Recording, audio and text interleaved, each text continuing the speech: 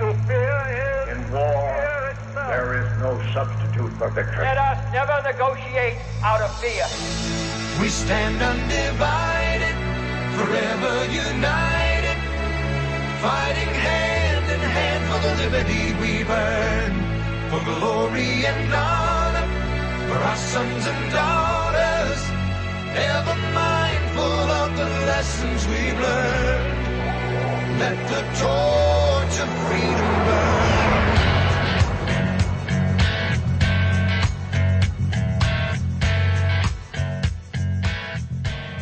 You find your way to the intersection of faith and politics. This is WallBuilders Live. Our website is wallbuilders.com. We also have one, wallbuilderslive.com. At one, you'll get great information and opportunities to get involved and just a wealth of education there.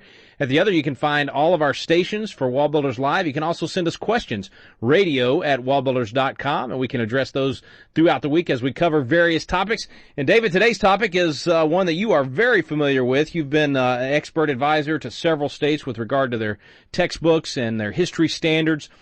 You fought textbook battles throughout the country to try to make sure we get a good education for our young people so we can have good citizens. Yeah, and it's unfortunate we're having to fight this particular battle in this version that we're talking about today, because what's happened in Common Core, and if you don't know much about Common Core, we're having programs on that in the future. We've had some in the past, but it's just a really bad deal. It started out to be a good idea. It was taken over as national standards, then now taken over federal stuff. The feds are pushing it really big time as national curriculum. It used to be just standards. Now they're calling it curriculum. But it's bad stuff. And in the one-size-fits-all, everything's got to be PC in this thing. So in Common Core aligned history books, what they do is they emphasize the dickens out of Islam, and they undercut Judaism and Christianity. Judeo-Christian stuff, that's really bad. Islam is really good. And in Florida, one of the state senators there, one of the guys that we deal with regularly, really good guy, Alan Hayes, took this on and said, no, not in Florida. And by the way, Governor Scott in Florida is a really, really good governor. He's fighting Common Core. He's been good on so many other things as well. Strong man of faith. Unfortunately, he doesn't blow his own horn very loudly. He's a humble guy. And I think I saw that in the governor's race right now, he's like 8 or 10 points down to the liberal who's running again to be Governor, Charlie Crist. But nonetheless, Robin Scott's a really good guy, and he's taking the right side on textbooks, etc. He is. I spoke at a homeschool convention out there in Florida one year, and he was also speaking at the convention, and I didn't know him until then, and it hadn't, like you said, he doesn't toot his own horn. I hadn't heard much about him, and man, I was blown away at how strong he is on conservative issues. And when I started looking at some of the things he had done as governor, I became a big fan. So yeah, but he's not one that many people outside of Florida would be familiar with. Well, and even people in Florida aren't that familiar with him because, again, he doesn't blow his own horn like most politicians do.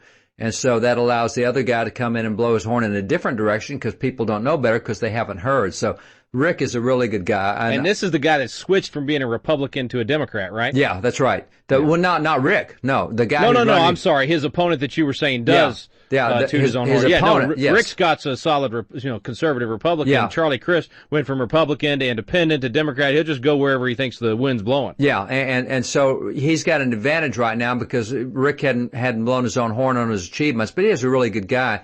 But you've got Alan Hayes who have stepped in and said, no, we're not doing that in our history standards.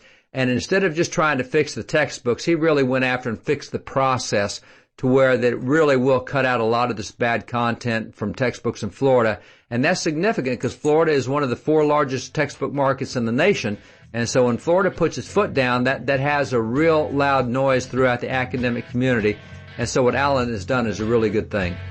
Senator Alan Hayes will be with us when we return right here on WallBuilders Live.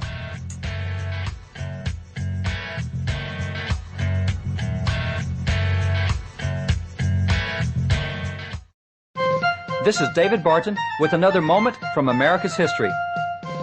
Revisions today often assert that our founding fathers were atheists or agnostics or deists. This charge is not new. In fact, Patrick Henry was even called a deist in his lifetime. Clearly, no one could question his patriotism, but Henry was hurt that they would question his Christianity. Against the charge that he was a deist, Patrick Henry thundered, "Deism, with me, is but another name for vice and depravity.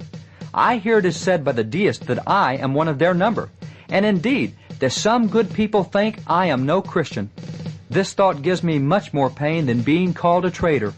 Being a Christian is a character which I prize far above all this world has or can boast. Patrick Henry was quick to refute the charge of deism and to declare his open belief as a Christian.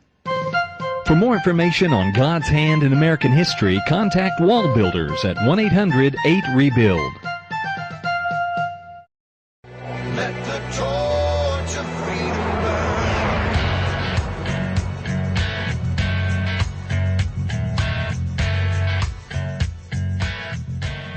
Welcome back to the intersection of faith and politics. Thanks for staying with us here on WallBuilders Live. Our guest today, our good friend Senator Alan Hayes from the great state of Florida. Senator, always good to have you, sir. Thank you, Rick. It's great to be with you again. Well, thanks for the good work you're doing there in Florida, and I notice you're taking on a big battle on textbooks that are biased against Christians. Well, yes, we took it on, and the great news is Governor Scott signed the bill into law. So what did you have to do? I mean, when you saw that some of these textbooks were just over the top, pro-Muslim, not necessarily anti-Christian, but certainly they were downplaying the Christian heritage of our nation and not talking about it, but really emphasizing other religions. Why did you have to do legislation to battle this? Well, Rick, in the unfortunate situation that we're existing in America today with all this political correctness garbage, one has to make up your mind. Are you going to fall for this stuff, or are you going to stand on your principles and speak up? And I chose the latter.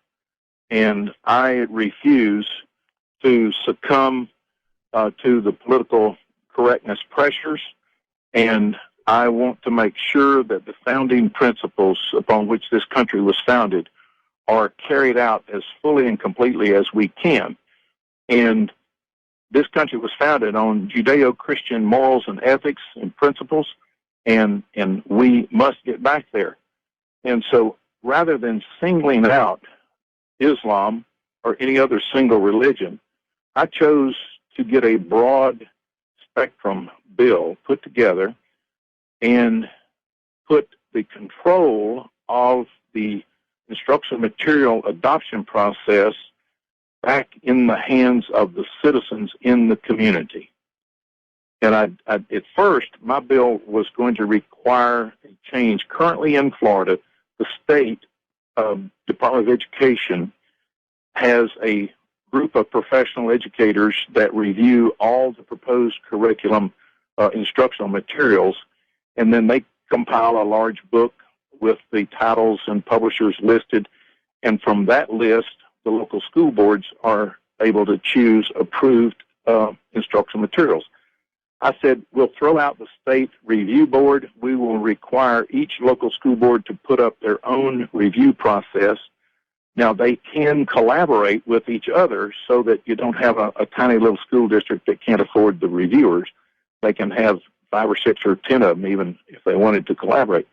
Anyhow, in the end process, as you know, when you go into a legislative process, the bill doesn't always stay the same. It has to get amended. We were able to craft it so that the state maintains the review board to testify whether or not the instructional materials meet the state standards. But we now will require every individual school board to come up with a specific appeal process so that the citizens of the community, if they object to the adoption of any particular instructional material, they can make that objection known, and then the school board must conduct a public hearing, and then they will decide based on the results of that public hearing whether to change their adopted material or whether to keep it like it is.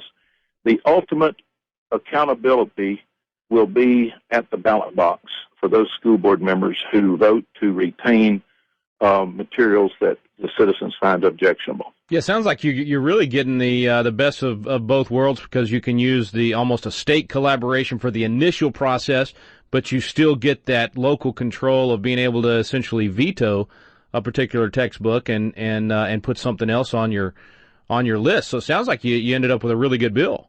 And that's the way we felt about it too. Absolutely, we're very, very proud of this bill. I love the fact that you didn't just go after the one specific problem that initially came to your attention, but stepped back and said, okay, wait a minute, this happens, every couple of years there's some battle like this. So how can we solve this problem long term, where there's some other battles that are going to happen with textbooks that could fit into a solution here? Because there's going to be some issues that you can't even foresee at this point. So I love the fact that you looked long term and created a process here where, honestly, sometimes we parents feel helpless, and people in the community feel helpless to be able to influence what's happening, and you created a mechanism here where people can get involved.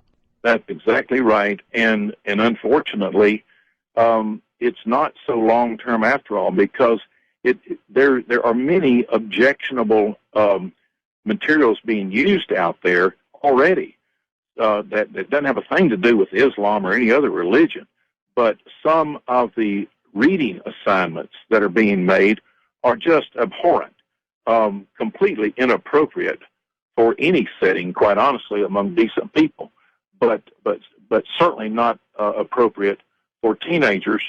And the dilution or the elimination of some of the classics is tragic, and we need to make sure that the citizens can go to the local school board and say, listen, you people need to change your mind, or we're going to change school board members because we object to that particular instructional material. In the same way for math textbooks, I can't count the number of parents who have said to me, Alan, I am no longer able to assist my children with their math homework because of the bizarre methodology that's being taught now. They've got some of the most puzzling methods of so-called solving math problems. It's inexplicable to me. Yeah, I remember one time when somebody tried to explain this new math and all that to me. They said, well, it doesn't really matter what the answer is that you come up with as long as you do the process as we taught it. And I'm thinking, that really would be a problem. If I'm an electrician or I'm doing something in the real world and the result doesn't matter as long as I did the right process, but the lights don't come on, I think that would be a problem. So you are absolutely correct. And worse yet, if you get close to it and you flip the switch and you get electrocuted or someone else gets electrocuted, forget the lights not coming on. That might be a blessing, Yeah. Yeah. But you're exactly right. And sadly, Rick, just the evidence is all around us. And in the day that the current president was elected, I said that election is an indictment of our educational system in this country. No person with a resume as thin as that should ever be considered to be the CEO of a company that has annual sales in excess of $1 million. And it's because our students have not been properly educated that somebody with that kind of resume could even be considered as a candidate, much less elected. Yeah, and it's also an embarrassment to all of us. It is, and just the fact that when someone spouts, a socialist worldview and an agenda, 20 years ago, that would not have, America would have said no to that, especially 40 years ago. They would have said no to the things that this guy stands for, because they would have been educated in the difference between capitalism and socialism and why our value system works and American exceptionalism and all those things. But and I'm betting in Florida it's the same as Texas, because I think it's about 42 different states in their state constitutions. They say the reason for public schools, the very purpose of it, is to have an informed citizenry so that they understand what our values are about, and you can have good elections. So you're exactly right. This election of this guy that spouts a philosophy, the opposite of what the founders intended the country to be, is an indictment of our education system, because it shows that we've dumbed down the education system to the point that our people do not now know how to measure a candidate against the values upon which a constitutional republic can survive. Our guest is State Senator Alan Hayes. Stay with us right here on WallBuilders Live.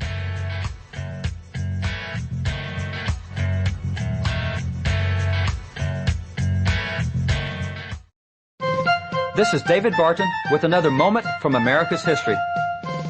America has a history of great patriots who loved and sacrificed much for their country.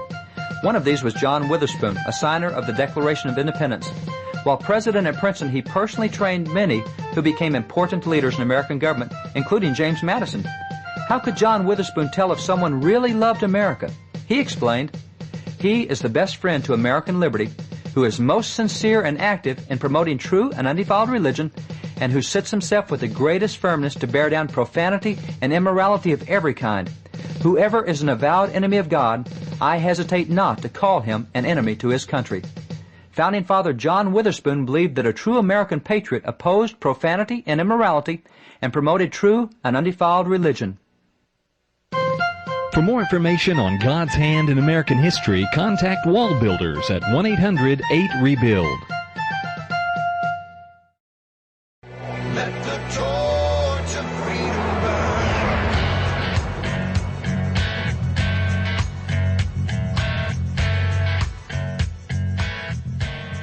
Welcome back. Thanks for staying with us here on WallBuilders Live. State Senator Alan Hayes with us today.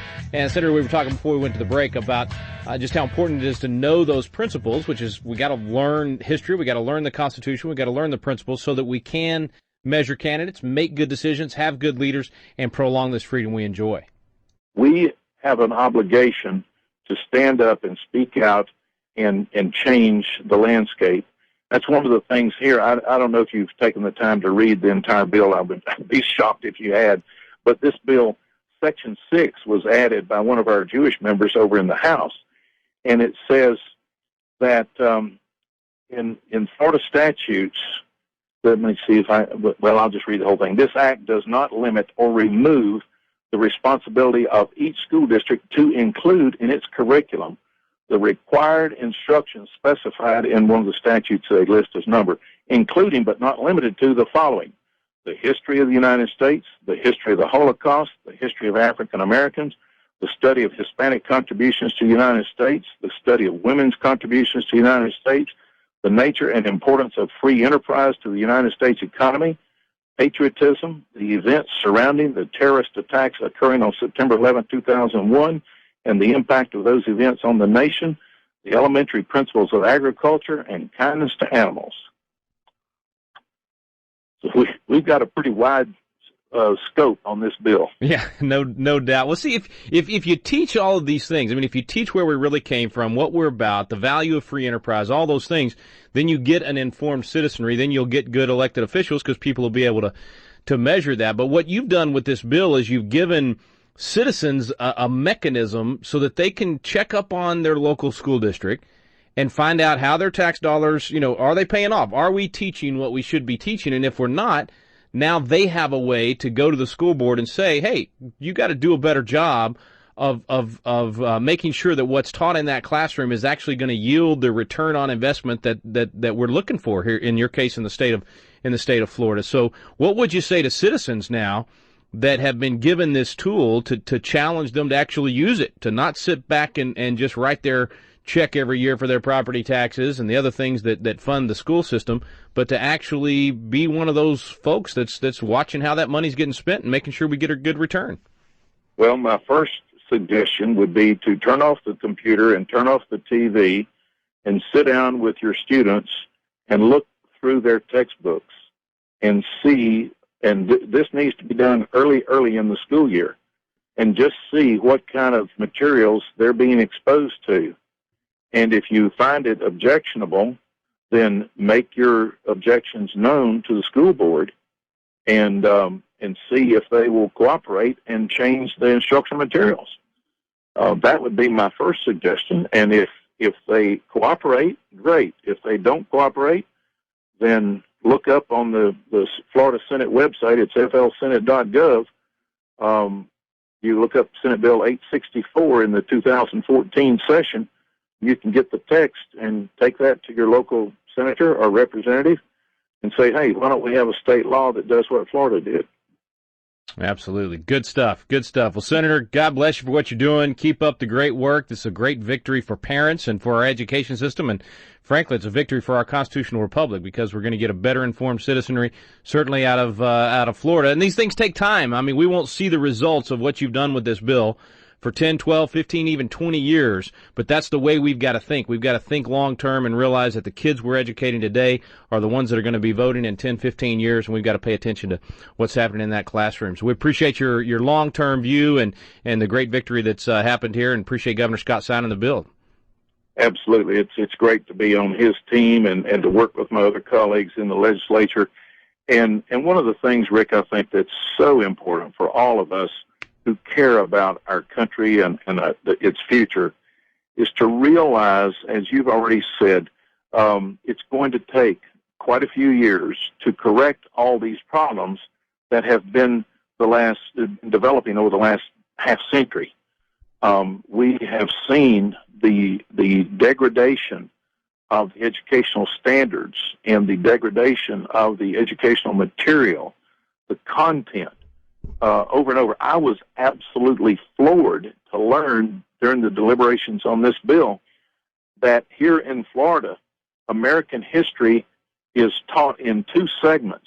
The middle schools learn from 1776 through 1864, and the high school American history classes are from 1865 to the present.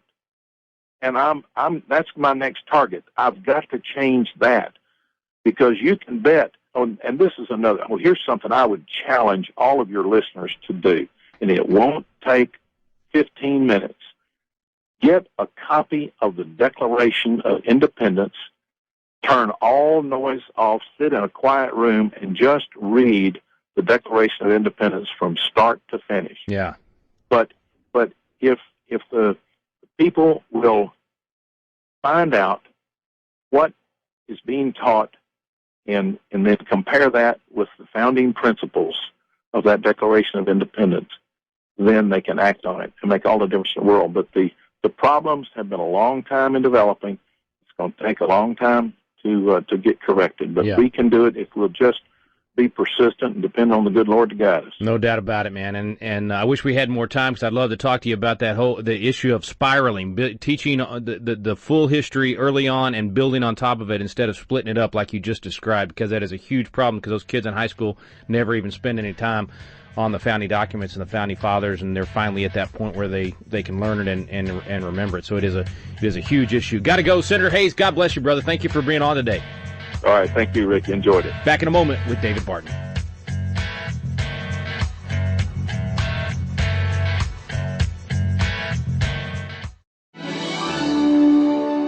Hey, this is Tim Barton with WallBuilders. And as you've had the opportunity to listen to WallBuilders Live, you've probably heard the wealth of information about our nation, about our spiritual heritage, about the religious liberties, about all the things that makes America exceptional. And you might be thinking, as incredible as this information is, I wish there was a way that I could get one of the WallBuilders guys to come to my area and share with my group, whether it be a church, whether it be a Christian school or public school or some political event or activity. If you're interested in having a WallBuilder speaker come to your area, you can get on our website at www.wallbuilders.com, and there's a tab for scheduling. And if you'll click on that tab, you'll notice there's a list of information from speakers' bios to events that are already going on, and there's a section where you can request an event to bring this information about who we are, where we came from, our religious liberties and freedoms.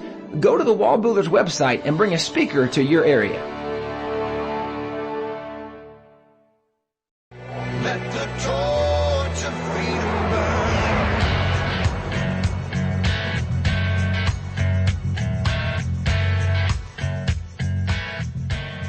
Welcome back. Thanks for staying with us here on WallBuilders Live, and special thanks to Senator Alan Hayes for joining us as well. David, like you said at the beginning, I mean, he really has helped to fix the process itself, not just one issue. And by the way, as he was talking about objectionable content in textbooks, and then he referenced removing the classics. And for people who don't know what that is, that's part of the Common Core standards, is they have reduced the amount you study the classics. And guess what they've replaced it with? Instead of reading more of the classics or more of Mark Twain or more of great literature, you know what Common Core replaces it with? They have you read the executive orders of President Obama. Oh, you got to be kidding. No, I'm not kidding. And you know, he was tactful in the way he said it, but that when he's talking about removing the classics, that's one of the big objections to Common Core, is they replace the classics with executive orders from President Obama. Well, what is that? And see, it's the same with math textbooks. I mean, we're not after the right answer. And by the way, we've actually got examples where that in Common Core standards, some of the answers they have in the textbooks are not even possible to be solved. So talk about frustrating parents, and you know, Alan was saying we got all these parents objecting to trying to help kids with their textbooks. Well, it turns out that the math was so bad in those textbooks that some of the problems are impossible to solve. And so that's huge frustration, and that's what Governor Scott objects to. I mean, he really does want strong education. And so for folks who want to know more about Common Core, two things you can do. You can go to the WallBuilder website. We have a Common Core video on there. I'm there about 25 minutes presenting a lot of this stuff. And this is on a national TV program that was done. And there's also a website called Halt Common Core. And you go to Halt Common Core website, and it has the 8 major problems with Common Core. And Alan alluded to several of them. And what he did to fix history textbooks is one of the problems that you're going to face with Common Core. So Halt Common Core, that website will have lots of good links. It'll have lots of short videos you can see to learn about this. If you don't know what's going on, it'll tell you can get informed and find out what you can do. But I love what he said. He said, we who know the difference have an obligation to stand up and speak out. And he's exactly right. And that's what he did. And it has helped the entire nation by trying to put a quietus on what they're doing with textbooks there through Common Core, but especially in Florida. But it is an obligation every one of us have to stand up and speak out. And so learn about Common Core and learn about what you can do to stop it in your community. Now, when you say what you can do, you're really saying that to all of us. I mean, that's right. It impacts every single citizen in the United States. It does. And I'll tell you what, if you want your kids taught a mediocre education, you think government's bad now. Remember, Abraham Lincoln said the philosophy of the schoolroom in one generation, the philosophy of government in the next. Keep teaching mediocre education now and see what the government looks like 20 years from now. We got to get it stopped. We got to get education pointed back in the right direction. Well, very positive step being taken in Florida. Thanks to Senator Alan Hayes for carrying that legislation and Governor Scott for signing it. You've been listening to WallBuilders Live. We stand undivided.